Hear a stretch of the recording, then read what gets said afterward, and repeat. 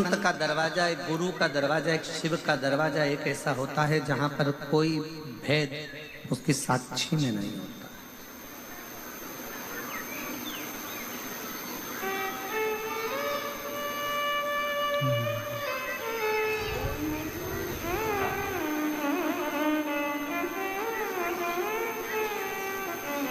कोई भेद भगवान शंकर की साक्षी में, कोई भेद संत के दरवाजे पर, कोई भेद शिव भक्त के यहाँ नहीं।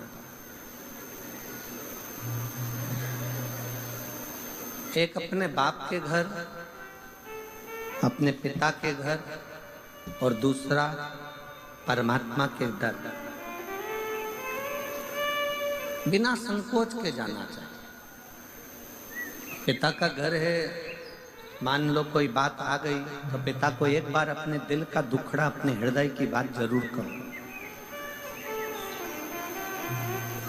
माना अपने पिता के पास में इतनी दौलत नहीं है, माना अपने बाबुल के पास, अपने पिता के पास में इतना धन नहीं है कि वो तुमको कुछ देगा।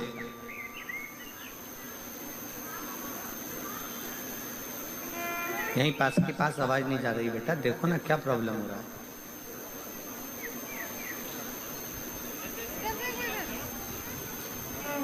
अपने पिता के पास, अपने बाबुल के पास,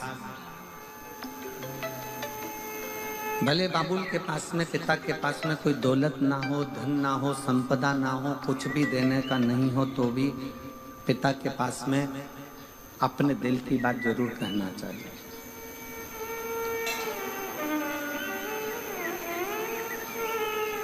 भगवान शंकर की कथा कहती है, भगवान शिव का शिव महापुराण कहता है कि स्वयं जब माता लक्ष्मी जी की माँ ख्याति देवी, भगवान नारायण की सास, भगवान विष्णु जी की सासू ख्याति देवी अपनी बेटी लक्ष्मी को जब ज्ञान उपदेश देती हैं तो लक्ष्मी जी से कहती हैं कि लक्ष्मी, जब मन में कोई विडंबना उत्पन्न हो, मन में कोई तकलीफ उत्पन्न हो, मन में विडंबना उत्पन्न हो, मन में कोई कष्ट हो, मन में कोई विचार आ रहा हो, तो अपने पिता से और अपने परमात्मा से, पिता से भी कहो, परमात्मा से भी कहो। किस लिए? लक्ष्मी जी ने पूछा कि अगर सर्वस्व अपने भीतर है तो अपना दुखड़ा पिता से क्यों कहना, परमात्मा से क्यों कहना। माता लक्ष्मी जी से माता ख्याति देवी कहती हैं कि दो जगह अगर पिता कुछ भी नहीं देगा तो भी चलेगा, और परमात्मा कुछ भी नहीं देगा तो भी चलेगा। बस पिता और परमात्मा के पास जाकर जब हम कुछ बोलते हैं तो आधा दुख तो हमारा वैसे ही समाप्त हो जाता है।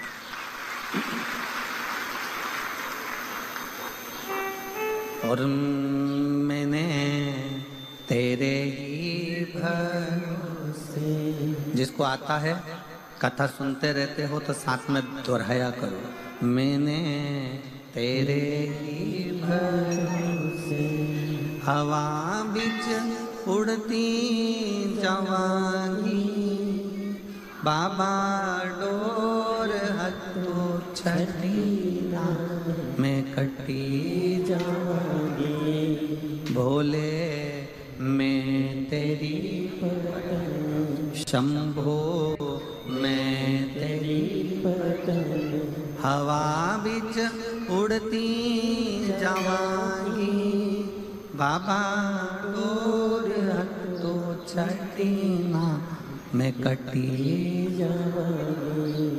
एक पिता के पास में और एक परमात्मा के पास, भले वो दे ना दे पर अपने मन की बात जरूर कहो।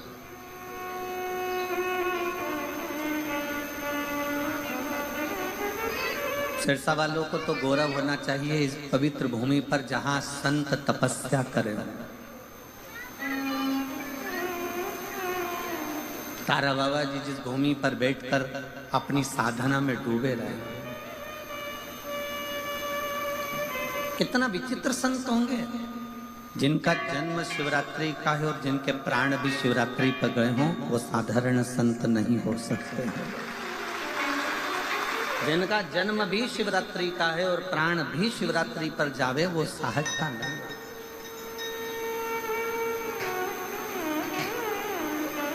कितनी पवित्र भूमि होगी सिरसा की।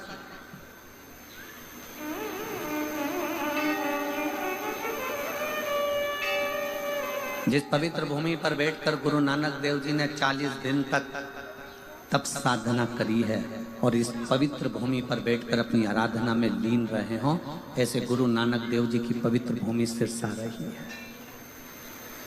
विचार करिएगा कितनी पवित्र भूमि होगी। संत रविदास जी जिस भूमि पर बैठकर भगवत भजन में डूबे हो,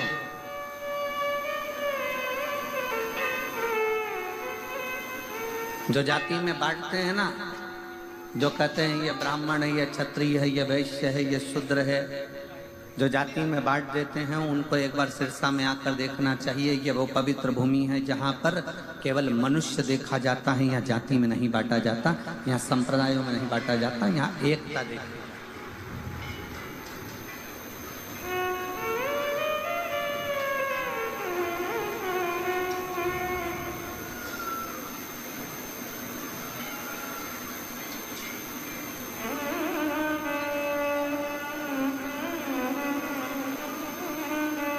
दो माताएं जा रही थी कुंभ के मेले से।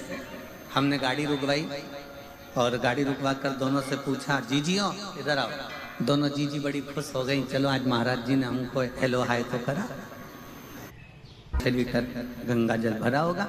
और दूसरी के पास में कुछ नहीं था, बड़े आराम से चल रही थी वह मस्त होकर।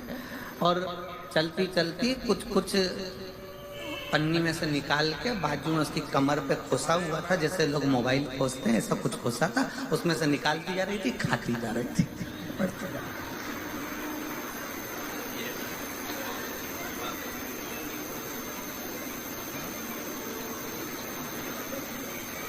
उसमें से एक बड़ी जैसे उसने हमने रोका उसको बड़ी खुश होकर नाचने लगी। श्री शिवाय नमस्ते। हमने कहा क्या खा रही हो जीजी? तो कहे हम कुछ भी खा रहे हो पर तुम हमारे प्राण मत खाओ। पहले ये बताओ कि गुरुजी की कथा कहाँ चल रही है? तो हमने कहा तुम कथा सुनने नहीं आई थी क्या प्रयाग में? तो कहे नहीं गुरुजी हम तो ढूंढ ढूंढ के थक गए, जब आखिरी सिरा हो गया सब तो ढूंढ ढूंढ के थक गए, आपकी कथा नहीं मिली तो फिर एक जगह पे भंडारा खाया, गंगा नहाए, अब जाने का समय आ गया पर अब तुम्हारे दर्शन हो गए। ये बताओ गुरुजी की कथा कहाँ चल रही है? अब हमने कहा तो कथा का आखिरी दिवस है, अब तो कल सिरसा में चालू होगी। अब कथा का आखिरी दिवस है, कल सिरसा में चालू होगी। हम नहीं बोले, उससे पहले जो पास में गंगा जल लेके चल रही थी ना सिर पे, वो चिल्ला के बोली वो तारा बाबा की कुटिया में। हमने कहा हाँ। हम नहीं बोले, बाजू वाली गंगा जल लेके बोल। खुशी हुई, बोलबम का नारा है,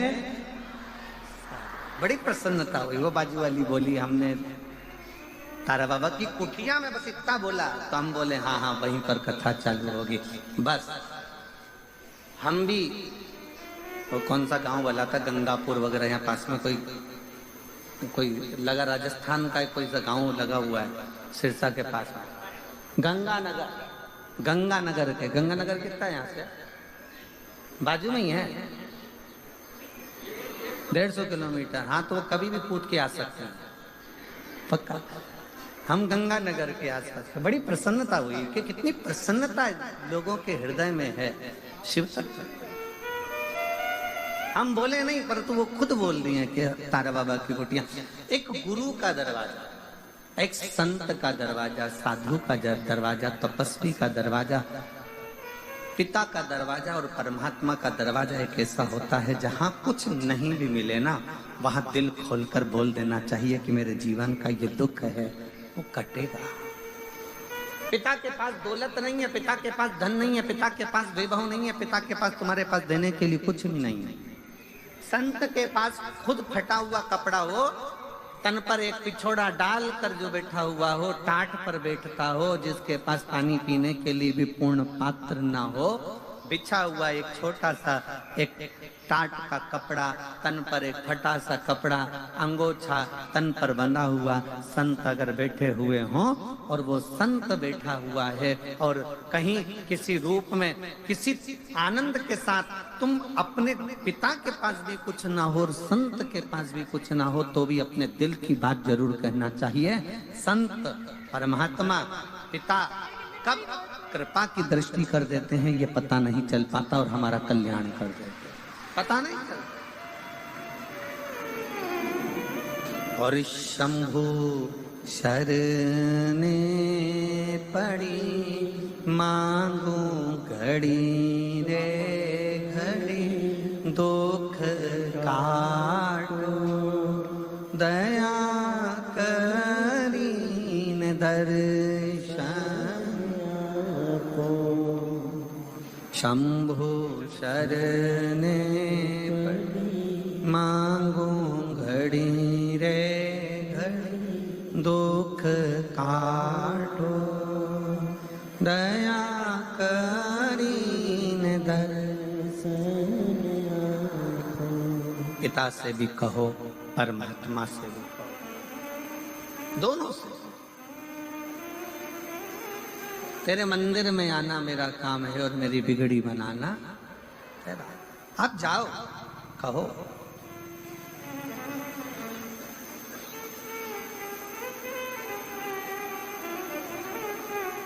क्यों ना देगा? शंकर भगवान कैसे ना दे?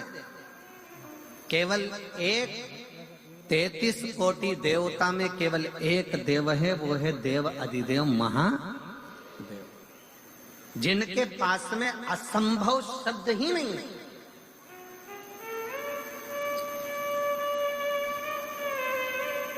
असंभव शब्द तो उनके पास है ही नहीं। एक ही शब्द है उनके पास, संभव, और वो संभव शब्द भी शंभु शब्द से जुड़ा हुआ। वो असंभवता का शब्द तो लेकर ही नहीं गए।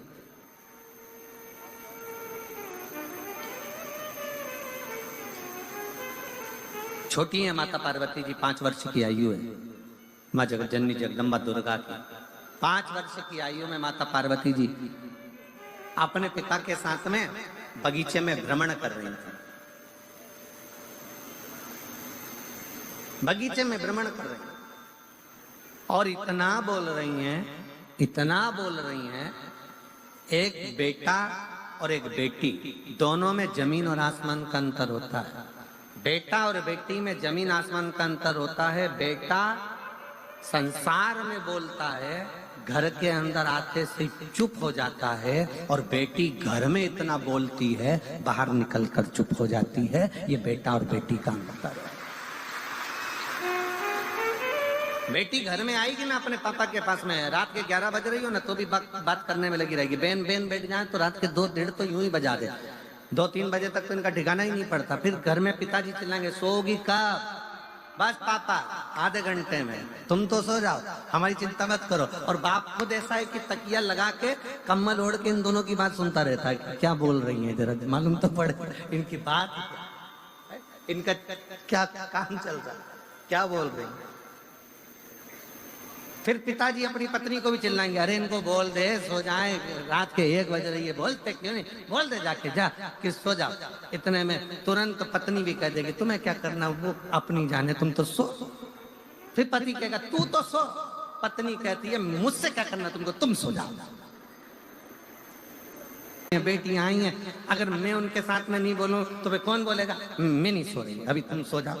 अब इसको भी नींद नहीं आ रही क्योंकि इसका दिल जो बेटी आई है ना उसमें लगा हुआ है कि दोनों बात क्या, दोनों बेटी। एक बेटी का चरित्र, एक बेटी और बेटे में जमीन आसमान का अंतर होता है। बेटा बाहर बोलेगा पर घर में आकर चुप हो जाएगा, एकदम मौन, बोलेगा ही नहीं। बहनें जान कर बोलती है, भैया कुछ तो बोल, अरे जरा सा तो बोल। भैया बेचारा मुस्कुरा के इधर उधर उधर घूम फिरा और बोलेगा। पर बेटियों की आदत रहती है, वो अपने घर में बोलती बहुत है, अपने पिता से, अपने बाबुल से, अपनी माता से, अपनी बहनों से बोलती। 5 वर्ष की आयु थी माता पार्वती जी की, 5 वर्ष की अवस्था माँ जगतजननी जगदम्बा की, और सुंदर एक चोटी बांधी हुई है, आधे केश खुले हुए हैं, और बड़े प्रेम से सुंदर सुंदर लहंगा पहनी है, चोली पहनी है, और सुंदर सा एक जूड़ा बंधा हुआ है, बड़ी सुंदर सब फूलों की मालाएं गले में धारण करी है माता पार्वती, पुष्प का सुंदर कर्ण फूल पहनी है, पुष्प का ही बैंदा लगाई है, और पुष्प की ही करधुनी पहनी हुई है। 5 वर्ष की अवस्था में माता पार्वती जी अपने पिता के साथ हाथ पकड़कर बगीचा में भ्रमण कर रही थी, और बगीचे में भ्रमण करते करते पार्वती जी खूब बोल रही हैं, खूब बोल रही, खूब बोल रही।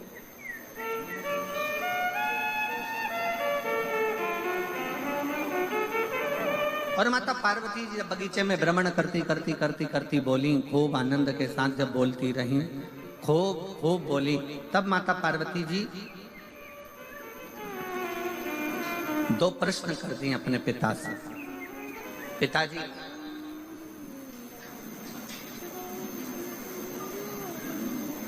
कोई ऐसा देव है संसार में जिससे जो मांगा जाए वो प्राप्त हो जाए? स्वयं माता पार्वती जी करें, स्वयं माँ जगतजननी जगदम्बा अम्बा करें, स्वयं माता पार्वती जी करें।